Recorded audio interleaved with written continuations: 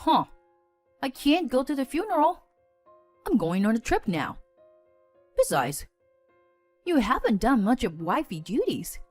And yet you were so selfish. My beloved mother passed away after a long battle with illness, and it was my husband who lectured me not to impose his own common sense on me when I contacted him about the funeral arrangements. It's unbelievable.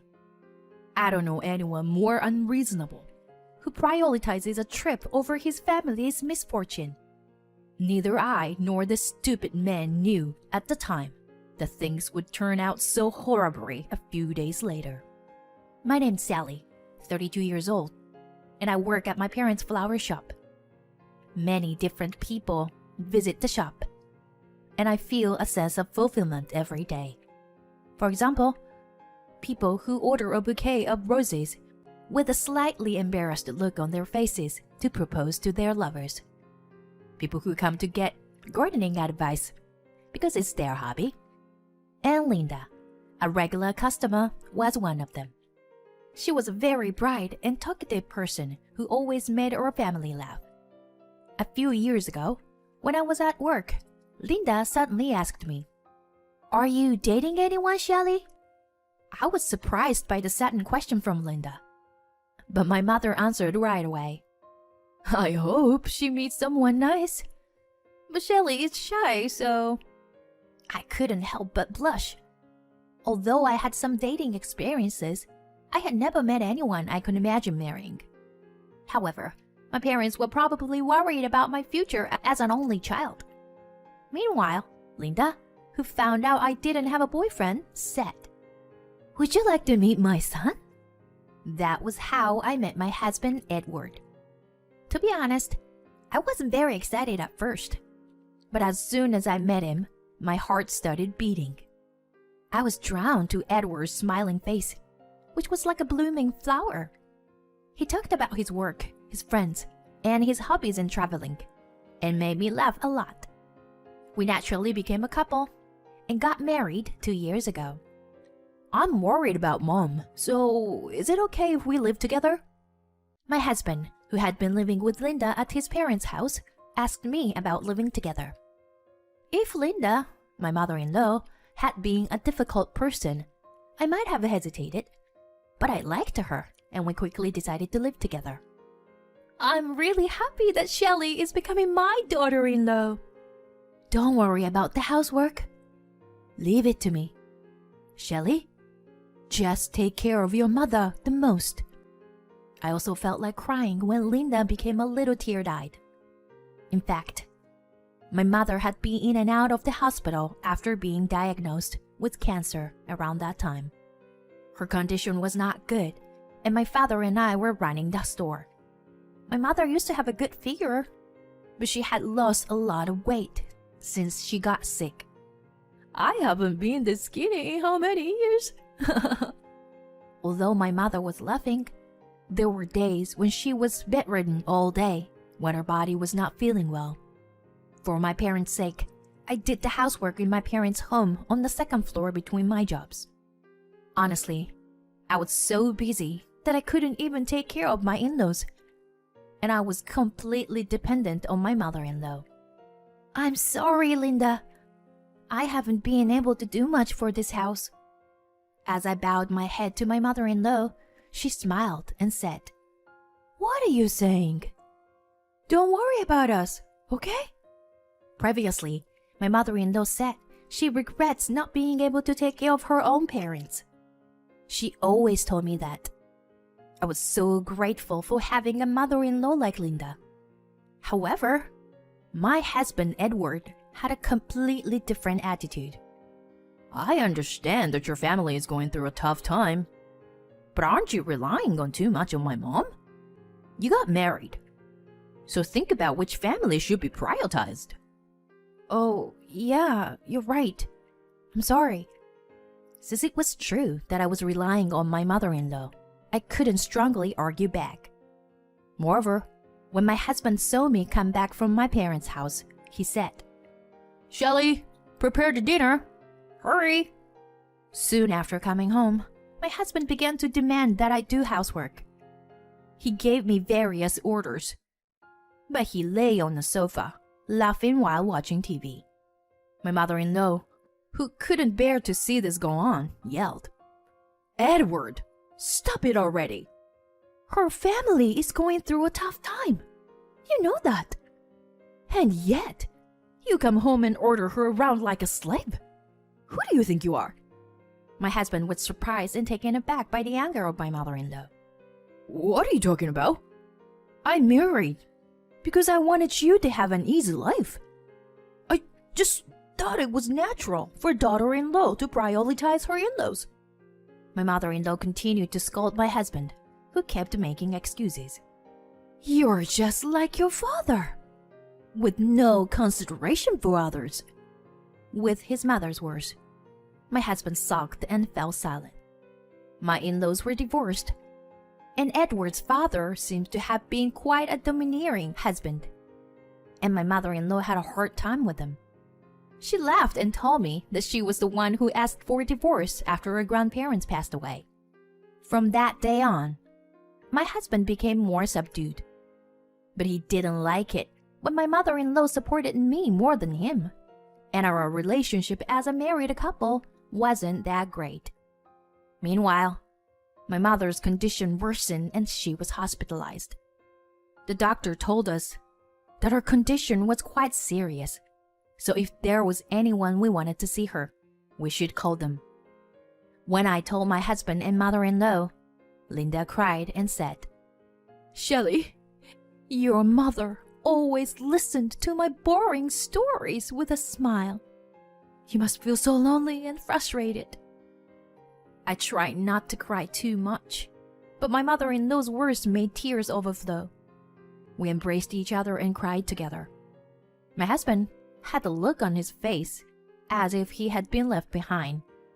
3 weeks after that, my mother passed away.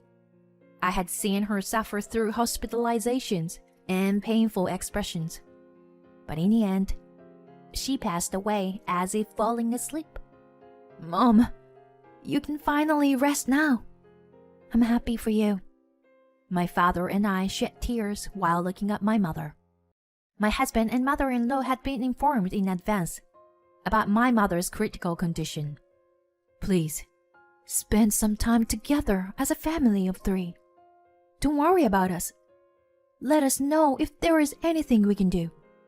A few days later, my mother passed away, and I informed Linda about it, and she said, "Let's say goodbye with a smile, okay?" My father and I were truly grateful for her words. But the words that my husband Edward said were unbelievable. "Oh, I can't attend the funeral. I'm going on a trip. Besides, you haven't done much of wifey duties. And yet you were so selfish." My husband said that to me in a flat tone on the phone. "Wait a minute. What trip? Are you serious here? My mom has been in critical condition. Haven't I told you that in advance? Have I?" My husband sighed at my words. "Even if you say that, I applied for the trip 6 months ago, and it's too late to cancel now. Besides, it would be a waste of money." I became emotional at my husband's grumbling. "You're saying that you would rather go on a trip than attend my mother's funeral? Think about it for a sec. It's totally inhuman." "Shut up. I can't go anyway. I'm hanging up." My husband hung up the phone after saying that. Neither my mother-in-law nor I had been informed about my husband's travel plans. He probably thought that we would stop him from going if we found out. I later learned that he had been secretly packing his bags in his car to avoid suspicion on the day of departure. When I returned to my in-laws' house and told my mother-in-law about the situation, her face turned red with anger. Even at the funeral, she continued to apologize to my relatives for her son's unreasonable behavior.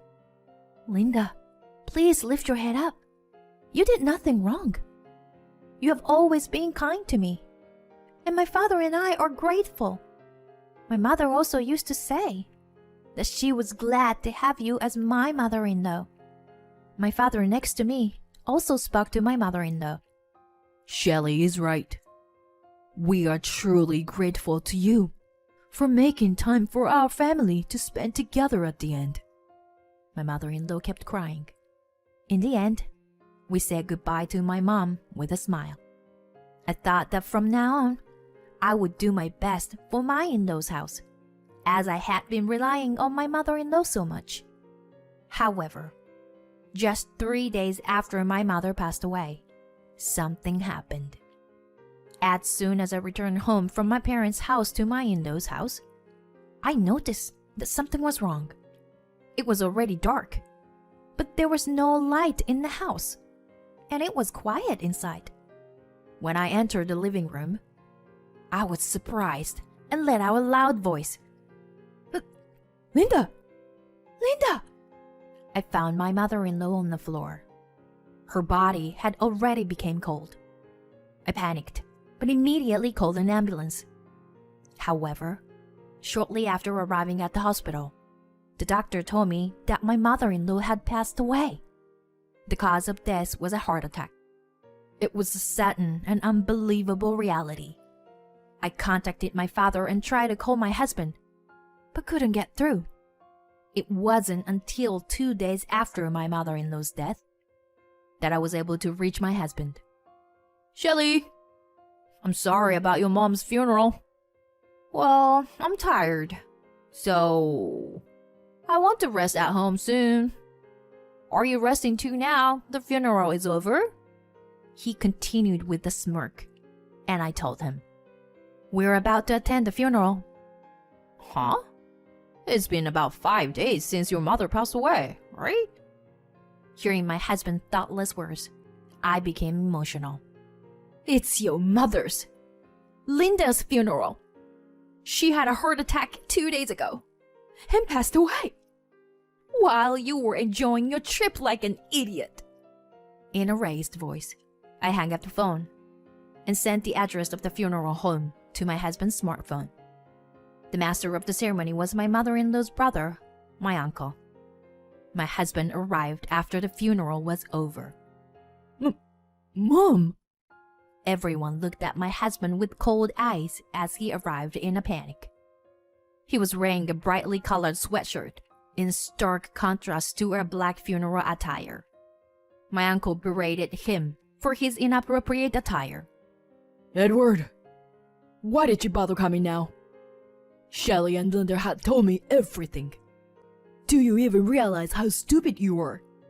My husband's face turned pale as my uncle raged on. Edward, did you enjoy your trip? Shelley had to work in your place, even though she just lost her mother's. My husband responded defensively to my father. Why didn't you tell me about something so important? What are you talking about? I called you multiple times. You even turned off your phone, didn't you? Your boss and colleagues even came to my mother's wake. It turned out that my husband had told his company that he was going on a family trip. His insensitive actions and words made me feel really pathetic. Of course, my husband's colleagues and bosses came to Linda's wake as well. He fell to his knees and started crying loudly, but no one comforted him. Then I approached him with a certain determination. "By the way, you know what I want the most right now. I want a divorce from you." I glared at him as he begged and cried. Why? Why divorce? I'll work hard. Without you, Shelley, Yeah, right. Without me, there won't be anyone to take care of your daily life, right? Wait, are you kidding me? I refuse to live a life like that. I don't need you in my life.